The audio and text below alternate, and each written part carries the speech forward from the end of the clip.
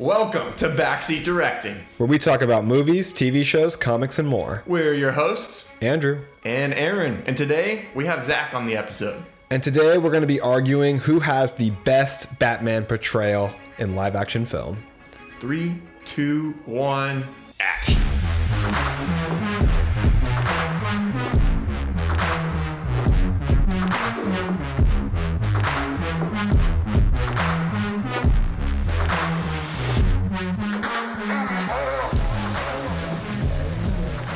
This will be a theme song. We'll be fine.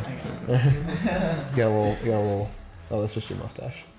Or your beard. All right, Zach, thank you for joining us. We have a little debate session today. We're going to be arguing back and forth who has the best Batman live-action portrayal, and Bruce Wayne as well. We're combining them both as one character here. Whose portrayal is the best? Andrew. We are going to be arguing based on the portrayal, so it will not be an argument about who has the best movies, because we all know who would win that, obviously. I'm going to go over the movies that our characters are in. So our debate's going to be circled around 3 Batmen. That's going to be Christian Bale, Robert Pattinson, and Ben Affleck. So I'll go over quickly the movies that they're in, which is not...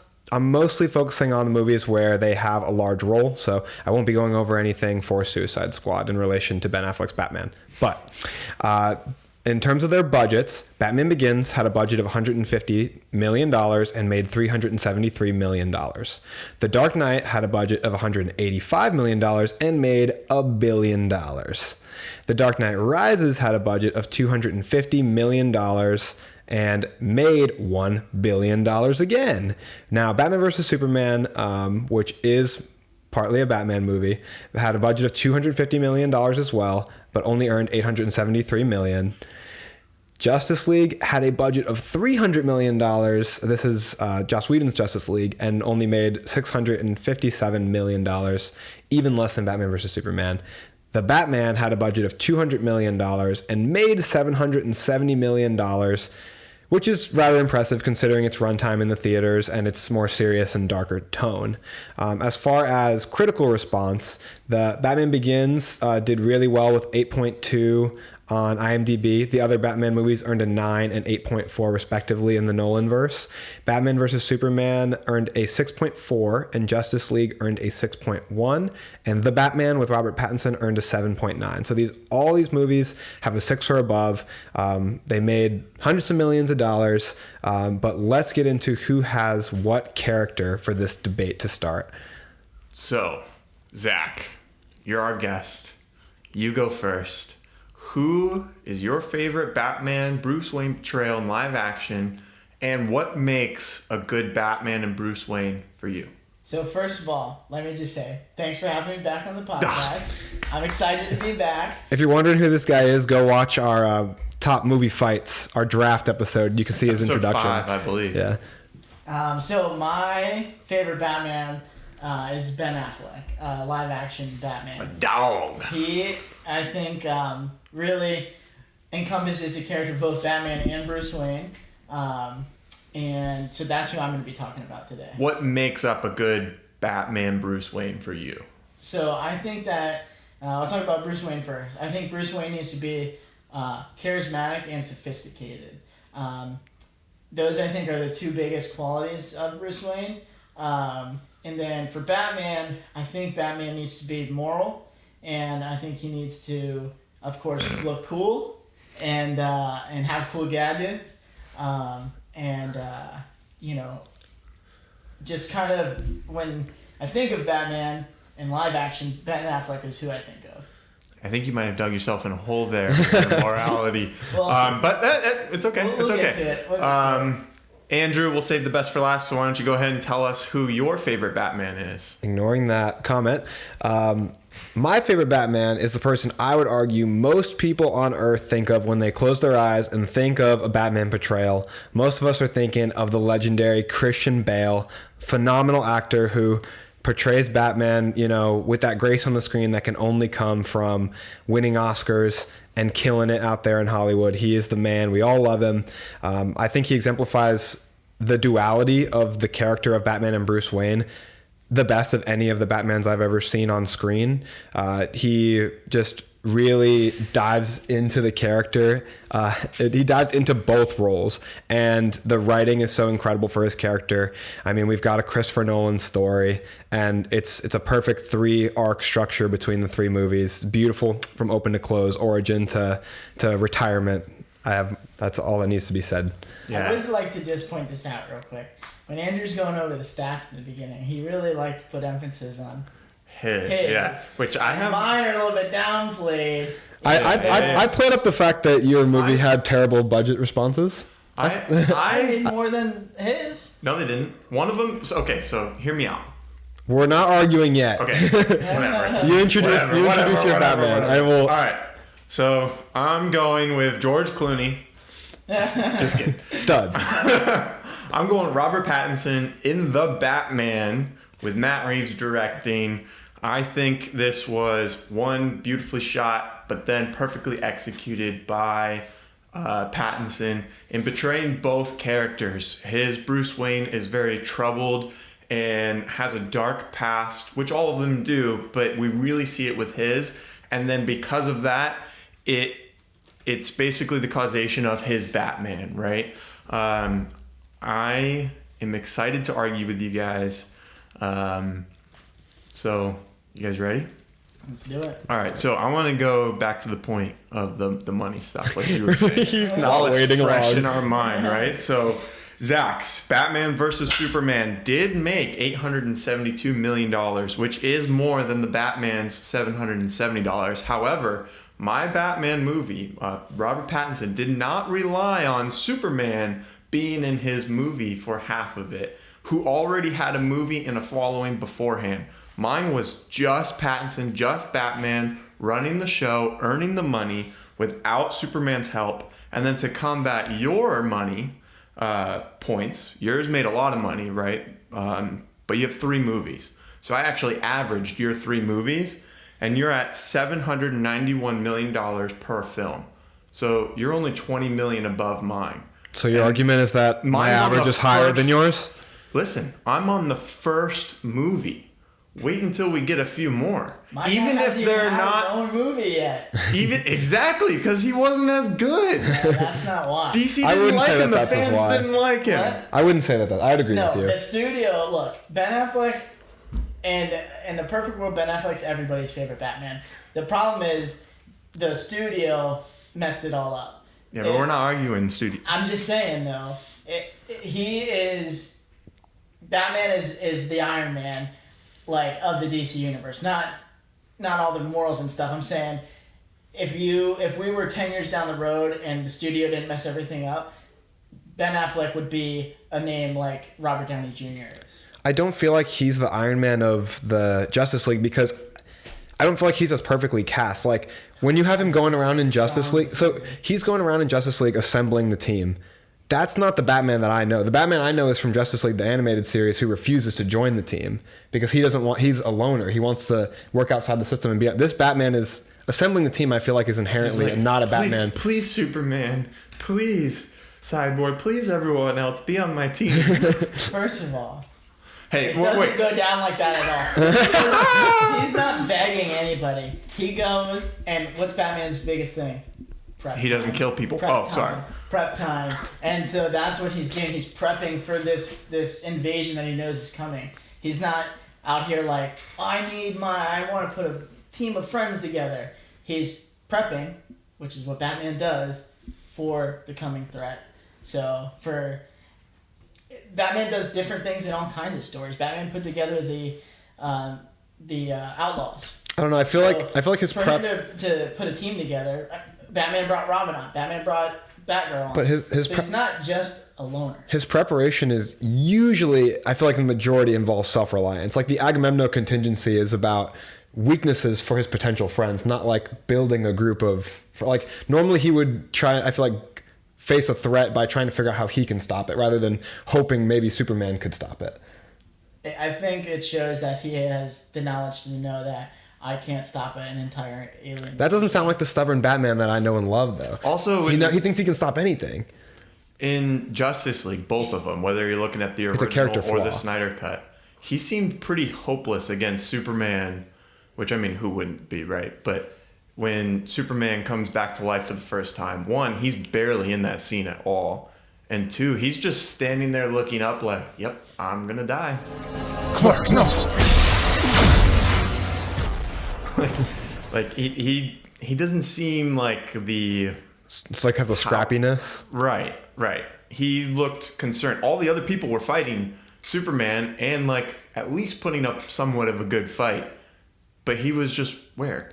Hiding in the car? Like, I will say that you guys are talking about the movie and not... No, we're talking about Batman. his preparedness and his readiness to handle the things that are thrown at him. With better writing, Ben Affleck is the best. But a big writing is a big part of their portrayal. I mean, I know it's not the actor's fault, but I think I would agree.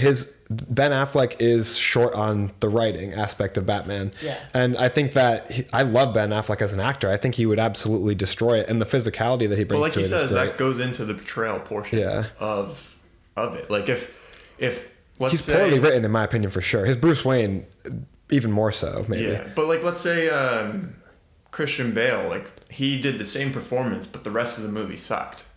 You know, like would we still think of him as like this great Batman? Probably not. He'd probably be lost in it, I would think. Yeah. I think that... And one thing, too, is Ben Affleck hasn't had as much screen time as probably either of your Batmans. Or at least he's Bruce had the Wayne's. most. No way he's had the most. Yep, I got it right here. Oh, I didn't know this. This is a plot twist. Give me 1 sec. Oh, here we go. Snyder Cut and Batman vs. Superman. He is in 2 hours and 10 minutes, and that says Batman and Bruce Wayne. Mm-hmm. In yours, he's in the 3 films for 2 minutes and 31 minutes, so I guess he's just behind his. In mine, he's in 1 hour and 37 minutes. So honestly, not too far off from your guys's, considering I only have one. That's really crazy that he's in that much. As a film, and I'm not saying this as a point to your Batman, because it's as a film, they really made that a true Batman movie by putting him in so much of it. It's really good on Matt Reeves. Thank you. Yeah. Not for your character, for your movie. Hey. Why did we go watch that like I movie? said, Ben For Affleck Batman. does not have the most screen time out of all of them. He does. He has the Christian second Bale does. by 20 minutes. And he's had 3... But hey, that's only including Batman and Superman and the Snyder Cut. That's Also- not including the first Justice League or the cameos that he's had in the other movies like Suicide Squad. He's in Suicide Squad. So and then that's he's more also time in on The there too. Flash, if that ever comes out. So yours does have the most screen time. He will, but... Well, he's been in 2 versions of the Justice League. That counts. I They're guess both if they're you both wanna get- portrayals of his Batman. But It's the that's same. But it's Yeah. not. It's not. I know it's not calculated into my numbers. that's not as much chance to stretch his legs. But while we're talking about screen time and performances, I have a statistic. So Nice. Christian Bale as an actor, he has 4 Oscar nominations and 1 win. This is my argument that I have the best actor in the role. 4 Oscar nominations, We just 1 talked win. about that. We're not talking about acting. But that goes into his know. portrayal as the Go ahead, character. go He ahead. portrays them with his acting. Ben Affleck has 2 Oscar nominations and 2 wins, both for screenwriting. Not screenwriting and directing. Not 1,000 if you ask. Not for acting. And Pattinson, giant goose egg for both. So I have the. I feel like Pattinson's been around a lot less than. Well, he did a lot of artsy movies that not a lot of people saw. That doesn't mean they can't win awards. I agree, but they're... I don't know. They're just not as... known. I think Pattinson is still kind of on the climb, while Bale is definitely kind of towards the peak. He is the stratosphere of acting. I mean, he's one of the one of the greatest actors and like of our Ben lifetime. Affleck too, very well known and has been for a long time. Not good enough to win any Oscars for acting. I will say Pattinson does have Twilight under his belt. Not to brag. Sorry, but I win that category as To best that actor. point, I mean, that's what I was kind of getting at. It's like, up until he was cast as Batman, people only thought of him. The vast majority of people only For thought sure. of him as For sure. the guy from Twilight. Even though he had done all these other Now- artsy movies, most general audiences aren't seeing those artsy movies. But with that said, didn't he blow your expectations out of the water? Me personally, and you guys both know my stance on this. It's a fine movie and I like it, but I don't I'm not really sold yet on Robert Pattinson as the future of Batman for the next few movies, and I know it's separate than like the main continuity or whatever if you want to call it that in the movies. But I hate. I'm sorry you feel that way. I'm sorry you feel that way. Him and Alfred, the way they interact with each other, he's like literally just a jerk to Alfred, and that's supposed to. Who do you guys think? Who's Batman? Do you guys think has the best relationship with their Alfred? Easy. Me, easily me. But I really like again. Alfred, played by John Henry Irons, I always do that. Jeremy Irons. John Henry Irons is Steel. Yeah. I always do that. But Jeremy Irons, they only interact in Batman vs Superman and Justice League, and I think their interactions are solid. Like, yes, Christian Bale's is the best. We've also seen Robert the most Pattinson, development with him. Robert Pattinson's is terrible, and Ben Affleck's I think is solid. I don't think it's terrible because it kind of plays Pretty into terrible. It plays into the justifications behind his Batman. That is, I am vengeance in the beginning of the movie, to where he's like really this broken person inside because of all the stuff that's happened to him. And I believe he's a lot younger, especially than your Batman too. So like he's an immature younger 20-something kid still, you know, obviously has money until no end. Like, how non-snobby are those kids, you know? And then I enjoyed that most of the movie he was Batman and that we didn't get to see a lot of Bruce Wayne. I think the Batman is more of an origin story for Bruce Wayne rather than Batman, which is nice because now in the movies going forward, we can kind of develop him as Bruce Wayne further and kind of see how he matures as a human rather than just here he is. I agree, and we do see growth in that movie, but that's not what we're talking about. We're talking about the best portrayal that we've seen so far. No, and that's what I'm talking about. Congratulations. That we didn't have to waste time following around this other guy. I want to see Batman. You're not going to hear me bring up, Ben Affleck's going to be in the Flash movie. Ben Affleck's going to be in Aquaman, because that hasn't happened yet. So for all I know, he could do terrible in those movies. Yeah, the best Batman portrayal has nothing to do with the most Batman potential. Right. My Batman and I'm not talking about that. I'm talking about that it was nice and refreshing to see that he was this broken person as Bruce Wayne, and we didn't necessarily see him come full circle yet. I think if we're talking, I understand that argument, and I think it's a good one. But I think if we're talking about the quality of relationship between Batman and Alfred, the one that exists in my heart, the relationship between the two of them, is that even no matter how broken Bruce is, Alfred is that person that he leans on, like that is like a father to him, that has been there for him. And we see Mine learn that throughout the film. I mean, I disagree. I think that once, spoiler alert, once Alfred gets should have said that at the beginning. potentially exploded, then you see Bruce Wayne go and he's there in the hospital room. But even then, he wakes up and he says, "You lied to me." Yeah, even then, there's not like, Alfred, I've come to appreciate you. Like, you almost died. I almost lost the last family member that I have. He is like combative towards him, and I don't know. Like I said, I like to when I picture Batman. He's out there. Yes, he is brooding, but he's not. He does the things he does to protect the people that he does care about, like people like Alfred and Dick Grayson and stuff. He's not just. Yeah, I think I that. hate the world, and I also hate you, Alfred, the only person that's left in this world that's done anything for me. Yeah, I do like the Pattinson portrayal, but in this sense, I'm kind of on board with you because the Batman that I know, he's upset about his parents' death, but that fuels him to not want to feel that loss again, not as much to push people away. I think that's a good portrayal. What they're doing with Matt Reeves is the Batman, but the reason I choose Christian Bale is because they follow more faithfully to the Batman that I imagine in my brain from all the games and shows and comics that I love. But moving on to another aspect of the character, while we're still talking about relationships, I think my Batman is challenged in the best way by his villains. I think maybe you guys might fight some tougher villains, with a ton of help from gods and, entire Justice League. But the Riddler is an interesting villain, but my Batman is challenged in the most unique ways, challenged in his morality, challenged in his perseverance to never give up. His villains really like tie into like challenging like his soul and his heart. And I think that his villains like progress his character development in a really good way, where my Batman develops through each movie and learns things about himself, learns more about what it means to be Batman, and learns about and lets that help him in his life and his journey as Batman. Like Bane, Joker, Scarecrow, Ra's al Ghul.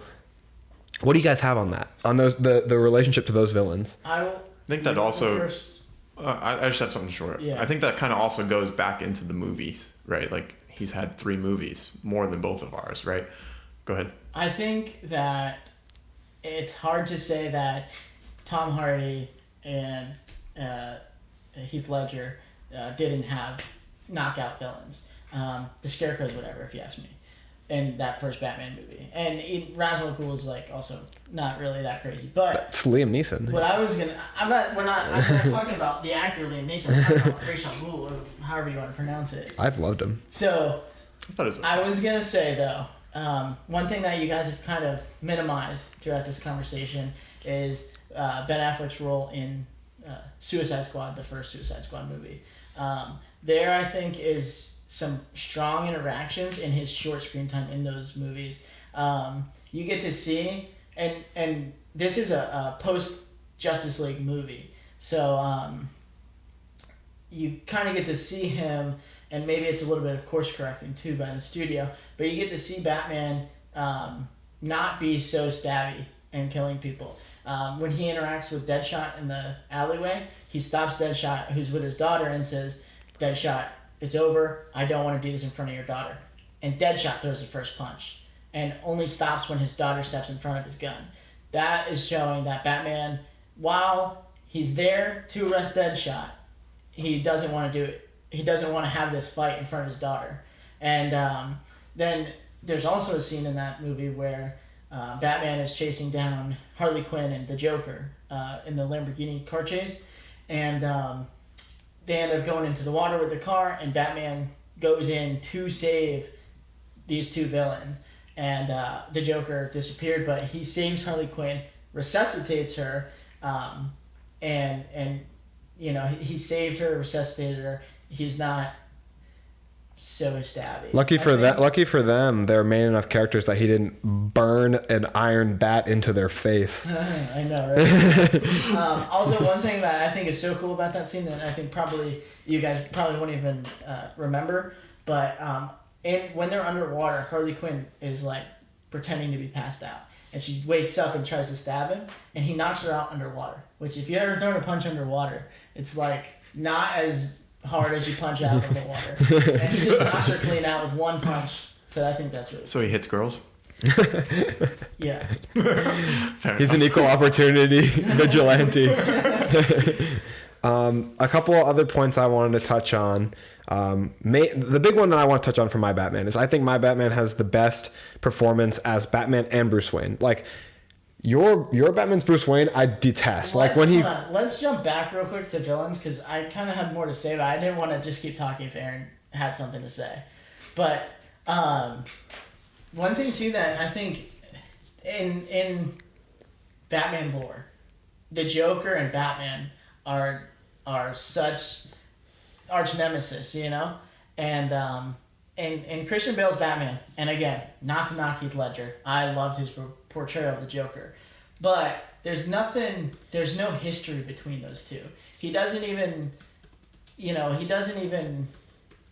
really do too much. He eventually ends up killing his lady, but I think there might have been more that would have developed afterwards and probably, but he was still around to and make those movies. I'm not the biggest Jared Leto fan in his Joker portrayal, what? But one thing, hot take. One thing that they do, and it's kind of, the movies get a little bit weird, but Suicide Squad credits Harley Quinn for helping kill Robin, or killing Robin. But the Joker was undoubtedly involved in that, because without the Joker, there's no Harley Quinn, and I'm sure they were working together. Mm-hmm. But this portrayal, the Joker kills Robin. He kills a Robin in a live action movie, and of course we don't see it play out, but that one instance ties them more deeply together than Heath Ledger and Christian Bale's Batman and Joker are tied at all. Did you make the statement that Heath Ledger, all his Joker does is kill Rachel? It's so much more than that. He's challenging him for the entire soul of Gotham. I didn't say. I'm saying he didn't do anything besides that. I think he was saying that there's not history behind him. But it was the first time we saw him. So like that could have been the beginning of their history if they had the opportunity to make more movies. I'm a big proponent of the fact that villains don't always need to have this deep seated. They don't need to be brothers to be the villain. I agree. They could have just met and it could still be impactful. But it's Batman and Joker. It's not like Batman and the Riddler. You know, we're not arguing so tied together. Their best. We're not arguing who had the best relationship with Joker. We're arguing who had the best portrayal with Batman. And I think my villain, like I said, fought for the soul of Gotham and forced Batman. He forced Batman into that hole, which is the perfect lane for Batman, in my opinion. Somebody forcing him to the point where he has to decide to either give up his morality or do something that protects, maybe more people, or if it forces him to make those decisions where he's challenged on a moral line of having to kill or having to give up his identity or having to compromise what he believes. And the character development for my Batman and things he learns through Alfred and Harvey Dent, these other character relationships he has, is to not compromise. The Batman I know never compromises. And I think that is like what's, burned into him through the plot of this movie and these character relationships. I think my Batman has hands down the best supporting cast and character relationships with that supporting cast. He gets to see him interact with Lucius Fox. Does your Batman have Lucius Fox? And Morgan Freeman, Lucius Fox, and he gets to see him. But we're not arguing more about the movie. Yeah, you're arguing more of the movie, not the betrayal of Christian Bale's Batman and Bruce Wayne. Those characters are integral in the. I know, but you have to use them as like points, not like the only thing that you're talking about. You're narrowing in on one side thing that I said. I see what you're saying. Like the characters make up the story, and Batman is a character. Well, we can't focus on. But it's hard to argue when we're looking at like 3 movies where the director had complete and total control versus a movie and a half in one movie. It's kind of like us focusing on the bad writing for his Batman. I did not choose your 2 Batmans. So it's not my fault if your movies weren't as well written. And on that note, we're going to take a little break to remind our listeners to like and subscribe. Leave us a comment down below. Rate us 5 stars on all the podcast apps. We really appreciate you guys listening to our episodes, and we hope that you're enjoying this. You got anything you want to say to our audience? Just to comment below and let us know that my Batman is obviously the best. Let us know that my Batman is obviously the best. Comment love for Christian Bale. All right, so I want to kind of jump back into our conversation, and Andrew, I want to kind of talk towards your Batman for a little bit here. Great. So, out of all 3 of your movies, which movie is the best? The Dark Knight. Right. And in that movie, who had the standout performance? So even Christian Bale himself. No. Said, who had the best performance in that movie? I will answer your question. Even Christian Bale himself said that it was Heath Ledger. And I think anyone would agree. But if you'll let me finish my point. I've let you guys talk a lot. All right? Let me finish my point and then you can talk. So the best movie in your trilogy, he was not the best actor portraying the character that he was playing. Okay? The other actor won an Oscar for supporting actor. Hold on. My goodness. Talk faster. I think your Batman and Bruce Wayne got overshadowed by Heath Ledger's Joker in the best movie that your Batman is in. Understandable. A good take. I will say that having the best performance in a movie doesn't necessarily mean that you are the best portraying your character. My point is that Robert Pattinson held the the Batman on his back. He was the driving force throughout the Batman. And he arguably, but everything else sucked. Let me ask Zach. Everything else sucked. All the other actors. Hold on. Okay, we're getting off point. I'm not getting to say my opinion. So, Zach, let me ask Zach, an impartial third party. If Robert Pattinson was in a movie acting opposite Heath Ledger as the Joker, do you think that Robert Pattinson would outshine Heath Ledger's Joker? No. Do you think yours would? No. So I think the point is the Joker may in that movie have just been a better written character, and I think it's important to note that Christian Bale himself said it was a better. But you were talking about the success of the movie. Go ahead. What? You were talking about the success. So of your anyway, movie, what I was and trying to say that went to Heath Ledger being such a good Joker. Yeah, agreed. So even Christian Bale himself said that it was a better performance, but he said that it was enjoyable to have a counterpart there acting, doing such an incredible job, giving him something to strive toward. And I feel like that is an example of even him as a person exemplifying the traits of Batman in terms of competition. I think that your point is kind of like a logical fallacy. Just because Heath Ledger had a better performance than Christian Bale in that one movie doesn't mean that Christian Bale is automatically out of the running for best Batman. Doesn't make him any worse of a Batman portrayal. Two things can be true at the same time. That's all I'm saying. And I don't necessarily think that Christian Bale did better than Ben Affleck, but I'm saying if we're talking logically, like you could have Heath Ledger play or outact Christian Bale, but Christian Bale could still be the best Batman. We're talking about which is what we're arguing. We're talking about the best the best Joker portrayal, but one of the best acting performances on screen ever. I don't think it's hurtful to say, and I'm not even disagreeing with you that it was a better performance. But I do think that there's still an incredible performance by Christian Bale as Batman in that movie, and I think in that movie he really starts to flesh out the Bruce Wayne persona, which is what I'm hoping your Batman's going to do. But I think that The Dark Knight was a chance for him to really show how Bruce Wayne can not only support the Batman character and mission, but also like distract and let the actor flesh out these roles of like the cockiness of Bruce Wayne and like this distracting public persona. And he even, like I said, uses that money of Bruce Wayne to help better the city of Gotham. From what I've seen, I haven't seen your characters, Bruce Wayne's, do that. Their portrayals haven't really had the Bruce Wayne bolster the Batman in any other way besides buying his cars and suits. It hasn't bolstered Gotham. You're not wrong on that. So, but I think Bruce Wayne is a huge part of the character. We said at the beginning, we're not just talking Batman. And my character, I think, unequivocally has the best Bruce Wayne. I mean, I get really frustrated watching your Bruce Wayne fumble around in that security room when he's trying to get the footage and Wonder Woman takes it instead. Like, he's plainly in sight with those glass windows there for everyone to see. That is not a stealth move. I know that you always kind of pinpoint that one scene about how, like, oh, that wasn't very stealthy. But he did not get caught. But there's people in the kitchen right up. It's just lucky he didn't get caught. What a coincidence that Wonder Woman's also there on the same mission basically. So I don't know, for you because we've talked about this just in our past as friends, and you bring that scene up pretty often, and I don't think it really knocks down his Bruce Wayne at all. I think that the training montage that you see Bruce Wayne go through, the workouts and stuff that he does. Arguably, that's Batman, though. Yeah, Bruce Wayne's Batman. He just doesn't have his Batman uniform. I talk about the Bruce Wayne persona that he presents to the public. Right. Like our Bruce Wayne has three portrayals. There's the Bruce Wayne to the public, the millionaire playboy. There's the Bruce Wayne in private, his relationship with Alfred, his true private self, and there's Batman. My Batman has all three beautifully shown on screen. I think you're right. I think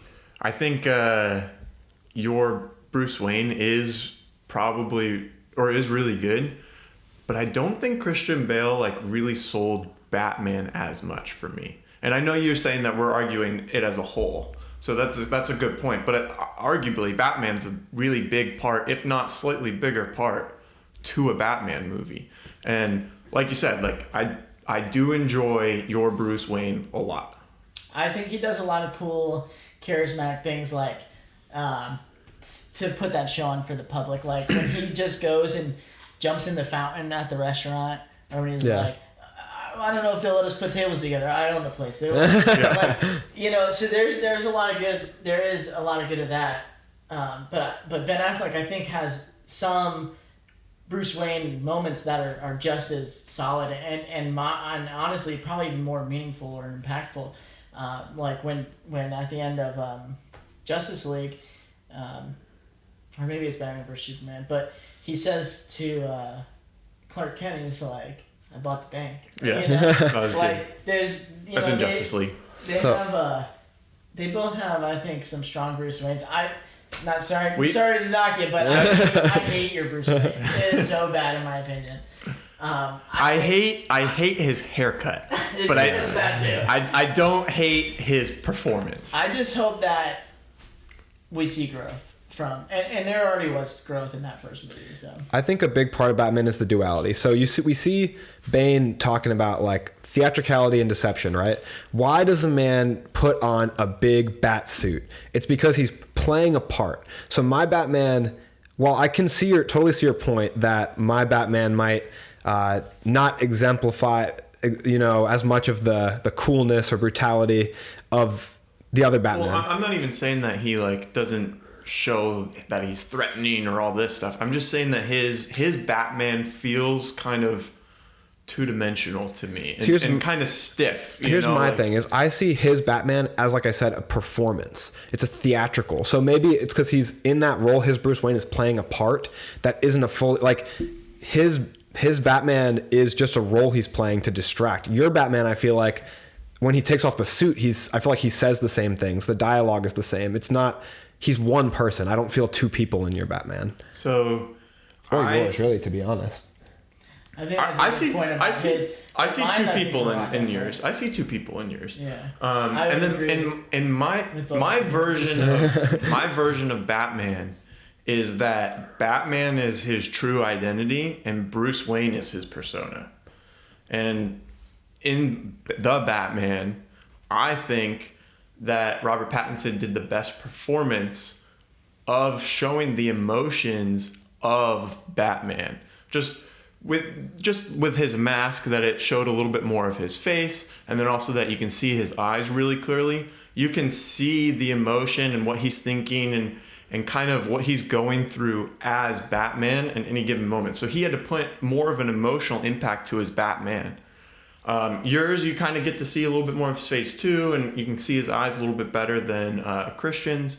But I don't think he had a lot of moments, whether it's writing or not. Like maybe we just didn't get to see it yet, but we didn't see a lot of him in the Batman suit portraying emotions other than anger. Yeah. I wrote in my notes here, because we briefly talked about discussing any points that the other debaters missed. I wrote in my notes, in case you didn't say it, that your Batman probably had the best acting under the cowl, like reading his acting right off his eyes based on the way they made the cowl and the way Pattinson performed just his micro, actions with his eyes and his, his lips and jaw. I said that it might sound like I hate the Batman movie. I don't hate the Batman movie. Yeah, but just to be clear to everyone listening, all three of us like all three of these Batmans. Yes. And we all like each other. But, yes. But Robert Pattinson's, there is a lot of good there, Like, I think his suit is good, his car's good. I think we just need to, see more, Because for me, the only, emotion that he exudes is, depression. Which is not, that's fine to be in the Batman movie. But I like to think of Batman as, a little bit more... nuanced? Yeah, so he's not so dark 24/7. Yes, he's a dark character by nature, but in I think that kind of goes a little bit in line with the direction that Matt Reeves was going with the screenplay and the writing and stuff like that too. It does line up because it fits the tone of the movie really well. Just like yours fits the tone of your movie really well because he's this big, bulking brute of a guy, right? Monster. But he's also sharing the screen with gods. So he has to be in order for you to believe that he belongs there. I've been so patiently awaiting somebody to bring up how bulky Ben Affleck was. I did this research. So Ben Affleck, for his role for Batman, from his sitting weight, he gained 33 pounds. Of Twisted Steel and Sex. My character, from his weight he was sitting at before the movie for the Machinist. Yours doesn't count. Christian Bale moves weight hundreds of pounds all the time. He gained 69 pounds, which means he increased his weight by 160%, while Batfleck only increased his weight by 117%. And Pattinson was already went up ready. 17%, went up 60%. What movie are we talking about? We're talking about Batman Begins or The Dark Knight? I believe that weight's from Batman Begins, yeah. Okay. He's bigger in Batman Begins, I think. He put all that weight on because didn't he do like The Machinist or something before that? Yes. And he weighed nothing? But he did that every time. That's what I'm saying. He's fluctuated a lot. I don't know how that, like... If I weigh 50 pounds and I get back to my normal weight, yeah, I'm going to put on a shit ton of muscle. Yeah, I don't know if that's a good argument in terms of, like, you have the best performance of Batman. Are you trying to say that Christian Bale is more physically imposing than Ben Affleck? No, I'm trying to say that he had to work harder. I'm trying to say I'm saying he had a bigger physical transformation to the character. It's Christian Bale though. Yeah, he's transforming from like the other character he played, because that was the movie he was in before Batman Begins, right? The Machinist, yeah. So that argument, in my opinion, doesn't mean anything. Well, if we're going to talk about if anything, you could say that your two Batmans put in more work in the gym to get ready for the role than maybe Pattinson's, right? And I know I'm rooting for Pattinson here, but like that's probably the end of that argument. You can't compare like his weight gain compared to his weight gain. Like, I don't know.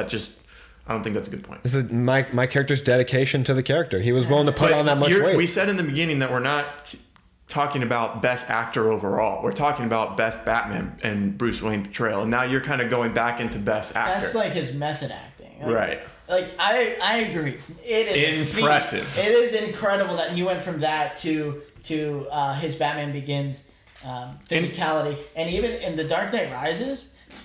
God damn, have you seen his pecs? Yeah. Like, he's big, don't get me wrong.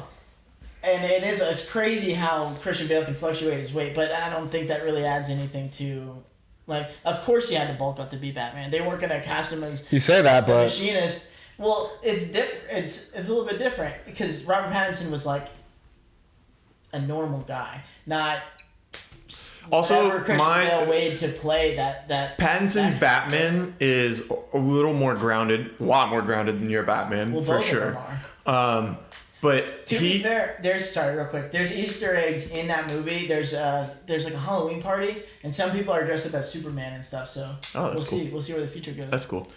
But you made me forget my point. Sorry. But it's okay. I want to move on anyways. I want to make sure we get to talk about all of this other stuff that kind of involves Batman. And I know we don't have a lot of time left, so I want to kind of shift the conversation real quick. So when I think of Batman, what do you think of? You think of fighting, suits, the gadgets, the detective aspect, the moral compass, Bruce Wayne, Batman together.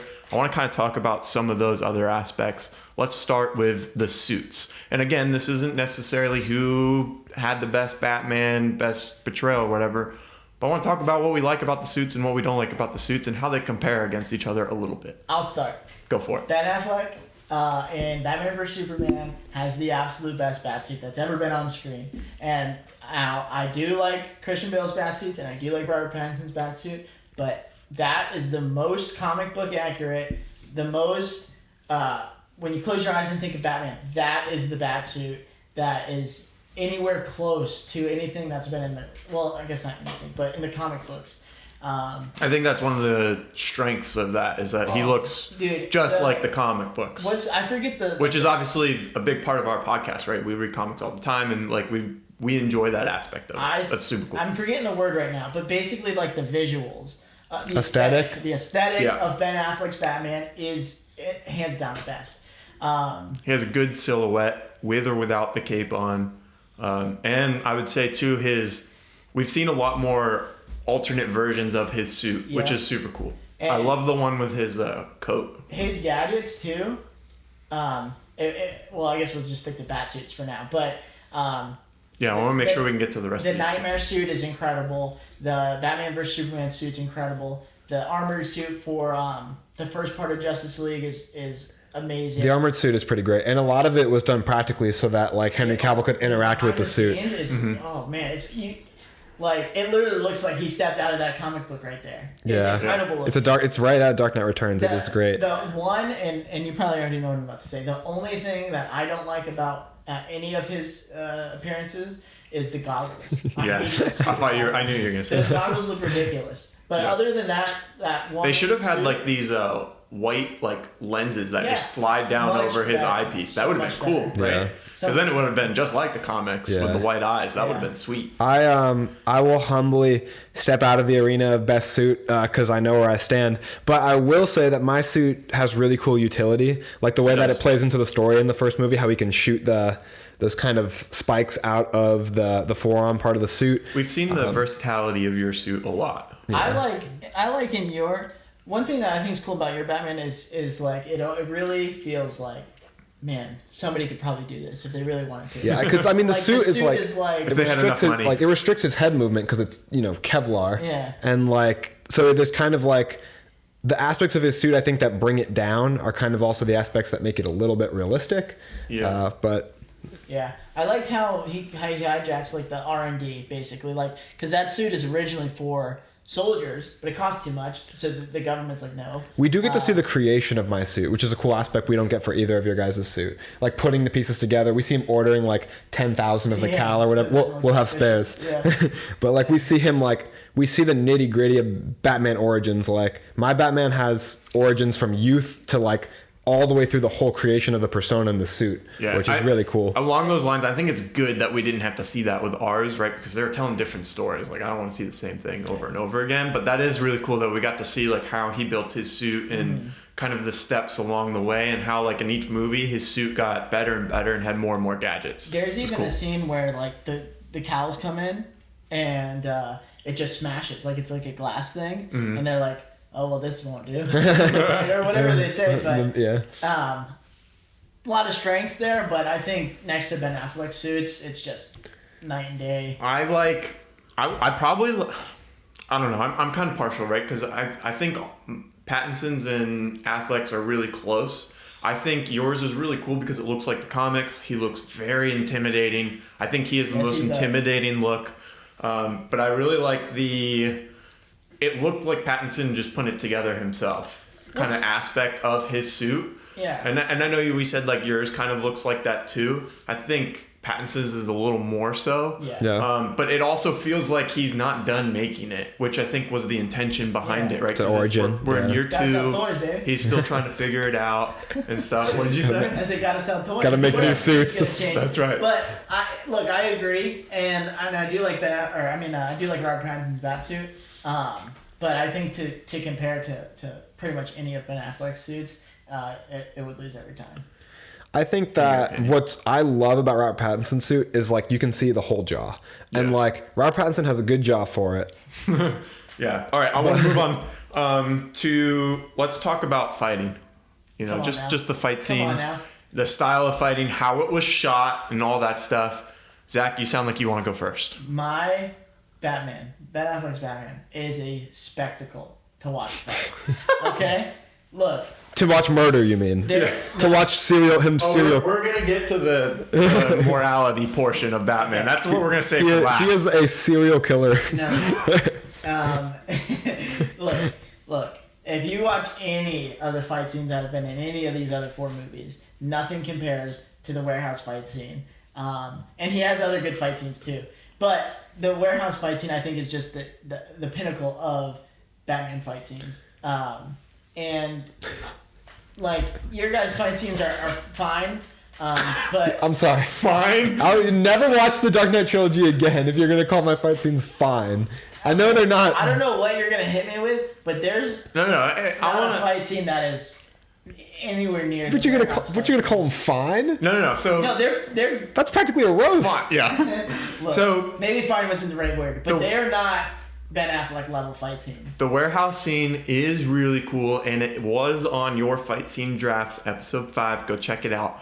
However, I don't feel like that's Batman to me, because he's in there just brutally killing all these people, and I feel like Batman has this high moral code that he doesn't do that. That fight is so good, I can absolutely overlook the murder. It's that good. It is incredible, and I'm not gonna like try and argue for you too much, but kind of like you said real quick. Sorry. Go ahead. Kind of like you said, it's a different story. Yeah, so it is. It's a different like. I mean, Ben Affleck wasn't like, hey, Zack Snyder. It's a different make him murder. different interpretation of the character. Exactly. So for sure. It's and arguably you could argue some of those guys survived. but They're on life support. it's this is like you said, his physicality, his intimidation factor. There's these other Batmans I don't think hold a candle. I mean, So- and Christian Bale put on more weight, but I want to talk about Pattinson's fight scenes real quick. They're not as like above the top as yours is, right? Different universes. Pattinson's is way more grounded, but I feel the weight behind all of his punches, and I like how the camera is kind of in a locked off shot and it holds the shot for a long time to where you can really see like what's going on in the fights. It's more like It's very clear what's happening in the fights. It's more like Daredevil fight scenes, which is a compliment, just for the record. Yeah. But it's more, like you said, it's more realistic feeling. Yeah, he's not flying across the room with a kick and Right. So if I had to pick a best fight for everybody, warehouse scene, the opening scene in the train station for you would be my pick, and then for me, probably where Batman gets his ass kicked, Bane versus Batman in Dark Knight Rises, which that scene kills like for more reasons than just the fight. It's like the dialogue. You got Batman all the way down dialogue in in his that depths. scene's really good, but I didn't really like the Shakespearean fight dialogue. part of it. I think that I would agree that is the best fight scene, but for the Christian Bale movies. But when you think back, it's like, man, what other good fight scenes? Well, I love a good training montage, and my Batman has the best training montage because you guys don't have one. Yeah, but Ben Affleck does. He has a training montage. No, I'm talking about learning to fight, not working out montage, training. So, but the fights with Ra's al Ghul when he's when he's training in Batman Begins, the good fights, like you get a full sword fight. They're okay, but like Does your Batman pick up a sword? because they're training, there's not as much weight behind them, right? Like It's just training. yeah, it's Dude, he dropped the man into like ice water. He could have Yeah, but, died. But like- then he saved him and put him in front of a fire. exactly. There's no like cost behind it, right? Like It's not bad. It's not bad. Yeah. But there's nothing besides the Bane fight that really stands out to me. yeah, In all of those movies, really. yeah. No, I would agree with Zach here. I think both The of Bane ours fight's have good dynamite. fights for different reasons, and yours are. What about when he they're takes? fine. What about when he takes out all those people? Like the cops are coming in at the end of the Dark Knight, and there's all those hostages that look like he takes out a whole SWAT team. He saves everyone. That's not just a simple fight. There's all kinds of dynamics to that because he's got to protect the people that look like criminals to the cops. He's got to stop the cops. He's got to get to Joker.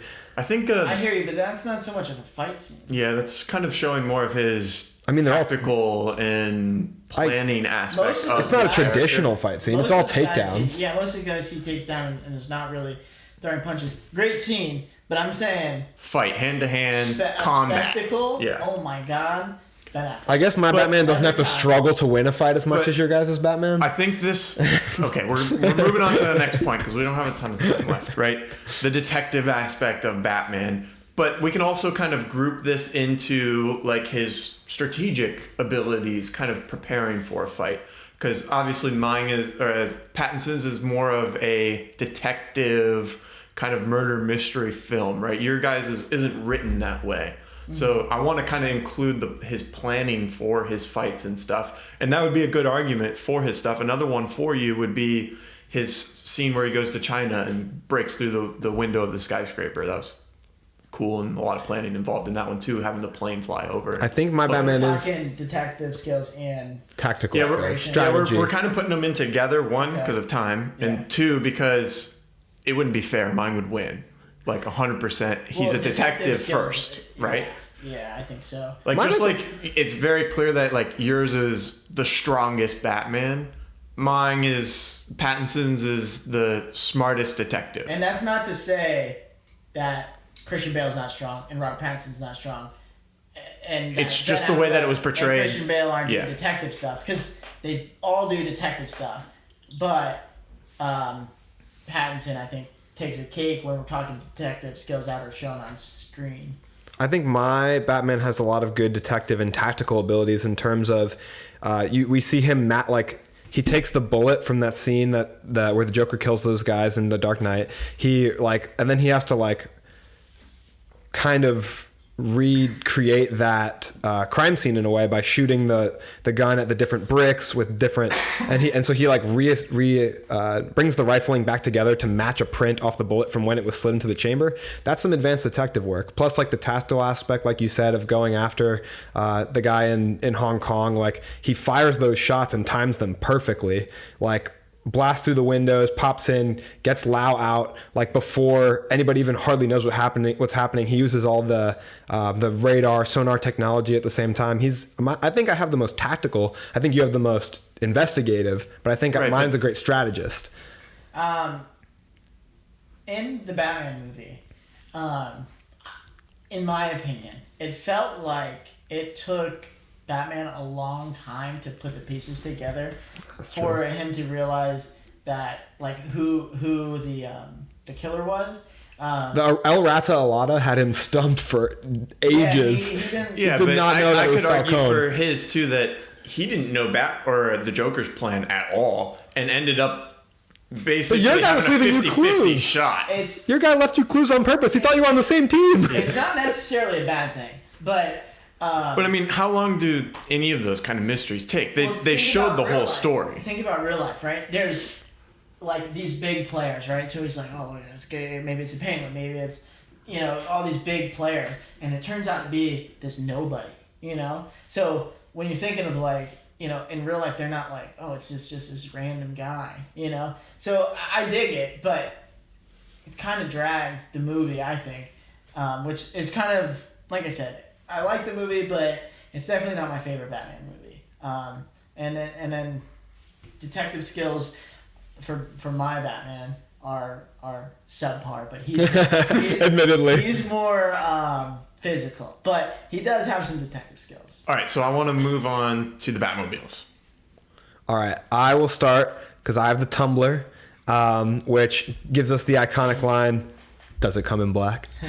So the tumbler is awesome. We get to see Batman execute all kinds of cool things with it. Namely, I think of the scene where he's chasing the Joker and he freaking jumps it into the air and blocks a missile launcher midair. The tumbler in a lot of shots is filmed with like a 1/6 replica that they made on set, which is so cool to make it look more realistic. Like that scene where they're underground where the guy's like, "We're sitting ducks down here."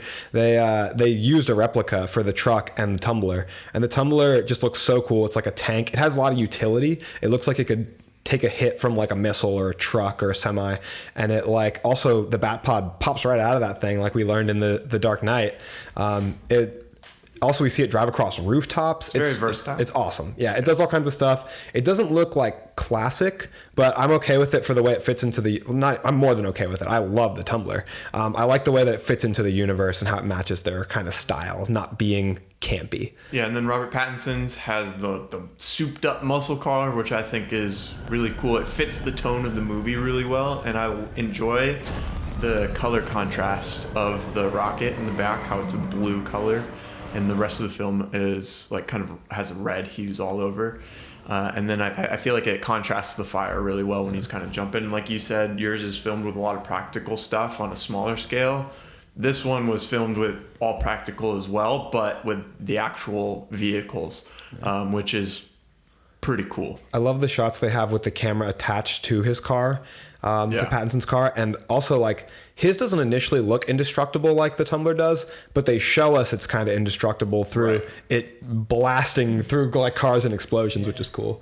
I will say none of these three Batmobiles are my favorite Batmobile, but I think they all have, like, they're all great, but to me, that's not the Batmobile. The tumbler is elite, and so is Robert Pattinson's car. And Ben Affleck's is probably of the three, honestly, my least favorite. It does have some strengths. I think it's cool, but it kind of feels like a rip-off of the tumbler. I think one thing that Ben Affleck's Batmobile does solve, at least, is the way that it takes turns, because the tumbler is very stiff, in my opinion. Yeah. Like, it's very... A lot of gotta drive straight. his Batman is stiff. Yeah. And the other one... That's not true at all. The new Batmobile in the Batman vs Superman movie, the way the wheels turn in the wheel well, is I think a clever solve. But again, I mean, it's hard for me to argue that it's the best Batmobile because it's just genuinely not. So I want to start to kind of wrap up this episode because Andrew has some other questions and stuff that he wants to dive into. So I want to finish the episode talking about the morality of Batman and kind of go into that. That way we're ending about talking about our actual portrayals of Batman. And again, this is kind of more so on the portrayal of the writers, right? But it has a hand in how we see each of these Batmans. Absolutely. And I think the kind of elephant in the room is Affleck's Batman kind of going against his typical moral code of not killing people, to where it seems like in his character arc, he started that way, kind of learned to not do that anymore, and kind of learned the moral code of, like not kill anyone, but then it kind of seemed like he reverted back to it. So Zach, I want you to talk about that a little bit. Yeah. So, it's no secret that Ben Affleck's Batman has killed people. So to me, the way I look at it is kind of like you just said, Aaron. He didn't start out, smoking criminals. He had that moral compass, and the way it's sold to us in the movies is this is a weathered Batman. He's been Batman for 20 years. So I think there's a line where he says, 20 years in Gotham, how many good guys are left? How many stayed that way? Yeah. So he's been in the trenches of Gotham City for a long time. Yeah. And at some point, my guess is probably when Robin was killed, he switched and he started killing people. But I think that they show a transition away from that. Yeah, because everyone was upset that Yeah. he was like that. They didn't do that because that's the direction they wanted to take That the is character. fair. But that wasn't. So- It wasn't. He's not real. So it wasn't Batman Yeah. being like, "Oh, people are mad. I need to." They're showing. Yeah, but money's reasoning real, and for it. people didn't like that aspect of Yeah, it. I agree. I think Batman shouldn't kill. I think it's interesting to look at a world where Batman does kill. Just in the same way, it's interesting to see Superman put his hand through Joker's chest. Yeah. It's interesting. I don't really want Batman to be killing people. So He's I'm turned glad into an they're- anti-hero. Right. Yeah. I'm glad they're moving away from it. I think it made.